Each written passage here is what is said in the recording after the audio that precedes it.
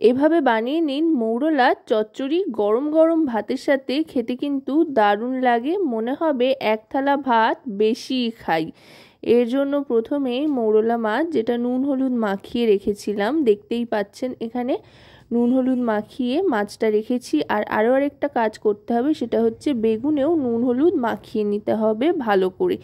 এতে করে বেগুনের যে এক্সট্রা জল থাকে সেটা বেরিয়ে যাবে, আর একেবারে ঝরঝরে বা শুকনো শুকনোভাবে তৈরি করা যাবে এই রেসিপিটা। সেই জন্যই কিন্তু এই টিপসটা অ্যাপ্লাই করছি। আপনারা এভাবে একবার বাড়িতে বানিয়ে দেখবেন, দেখবেন একদম ঝরঝরে হচ্ছে, বেগুনটা ঘেটে যাচ্ছে না তরকারির মধ্যে, তাতে করে কিন্তু একটা অন্যরকম স্বাদ হচ্ছে। এবার কড়াইতে সাদা তেল গরম করে নিয়ে মাছগুলো এক এক করে ছেড়ে দিচ্ছি ভাজার জন্য। মাছগুলো বেশ কড়া করে ভেজে নেব। এই মাছগুলো কিন্তু ভাজা খেতেও দারুণ লাগে। যে কোনো মাছ ভাজা খেতেই বাঙালির জুড়ি মেলা ভার, তবে এই মাছ ভাজা খেতেও কিন্তু দারুণ লাগে। দু একটা মাছ ভাজা আলাদা করে রেখে দেবেন, গরম ভাতের পাতে খেতে কিন্তু দারুণ লাগবে দেখবেন। মাছগুলো ভাজা হয়ে গিয়েছে। এবার কড়াইতে ফোড়ন হিসেবে দিয়ে দিলাম কালো জিরে।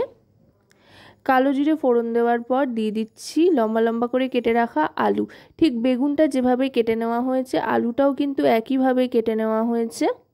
আলুটা এবার বেশ ভালো করে ভেজে নেব, একটু লালচে রং আসা পর্যন্ত ভাজতে থাকতে হবে।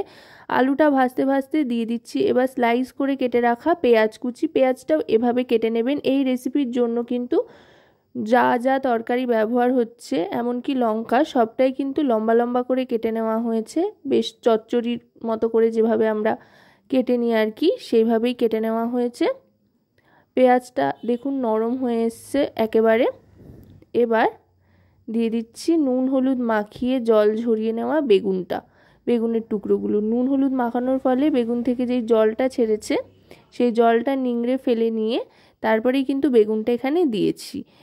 ওই জন্যই কিন্তু এই রেসিপিটা একেবারে ঝরঝরে শুকনো শুকনো হবে, যেটা কিন্তু খেতে দারুণ লাগবে গরম গরম ভাতের সাথে। চচ্চড়ি সাধারণত ঝরঝরে শুকনো শুকনোই ভালো লাগে। এবার দিয়ে দিচ্ছি ক্যাপসিকাম। এটাও লম্বা লম্বা করে কেটে নিয়েছি। ক্যাপসিকাম দিয়ে রান্না করলে কিন্তু বেশ সুন্দর একটা ফ্লেভার আসে। ক্যাপসিকামের যে একটা ঝাঁঝালো গন্ধ রয়েছে সেটা কিন্তু এই রেসিপিটার সাথে দারুণ যায়।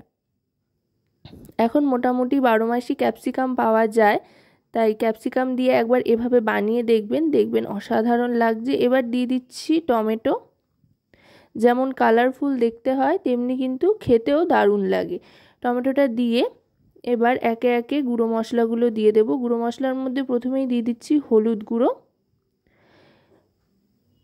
হলুদ গুঁড়ো এখানে 1 টিস্পুন পরিমাণে দিয়ে দিলাম। তারপর দিয়ে দিলাম নুন পরিমাণ মতো। নুনটা একটু বুঝেই দিতে হবে, যেহেতু মাছেও নুন মাখানো হয়েছিল আর বেগুনেও নুন মাখানো ছিল, তাই নুনটা বুঝে দিলাম। নুন দিয়ে আর হলুদ দিয়ে আরও খানিকক্ষণ ভালো করে ভাজা ভাজা করে নিতে হবে। এই পুরো রেসিপিটাই কিন্তু ভাজা ভাজা করে নিতে হবে গোটাটা, কোনো রকমের জলের ব্যবহার হবে না, তাই খুন্তি চালাতে থাকতে হবে গ্যাসের ফ্লেমটা মিডিয়াম টু হাইতে রেখে। এবার ঢাকনা চাপা দিয়ে দেব মিডিয়াম করে দিয়ে গ্যাসটাকে। মোটামুটি 2 মিনিট বাদে ঢাকনাটা সরিয়ে নেব। সরিয়ে নেওয়ার পর এবার দিয়ে দিচ্ছি মাছটা, যেটা ভেজে রেখেছিলাম। এবার মাছের সাথে ভালো করে সবজিগুলোকে মিশিয়ে নেব। আলতো হাতে খুন্তিটা চালাবো যাতে মাছগুলো ভেঙে না যায়। এই মাছগুলো কিন্তু খুবই নরম হয়। আশা করব রেসিপিটি আপনাদের ভালো লাগবে। ভালো লাগলে অবশ্যই রান্নাবাটি চ্যানেলটিকে সাবস্ক্রাইব করে লাইক শেয়ার কমেন্টের মাধ্যমে আমাদের পাশে থাকবেন, আর পাশে থাকা বেল আইকনটি অন করে দেবেন সবার আগে সমস্ত রকম নতুন রান্নার নোটিফিকেশনের জন্য। এবার সার্ভ করে দিলাম।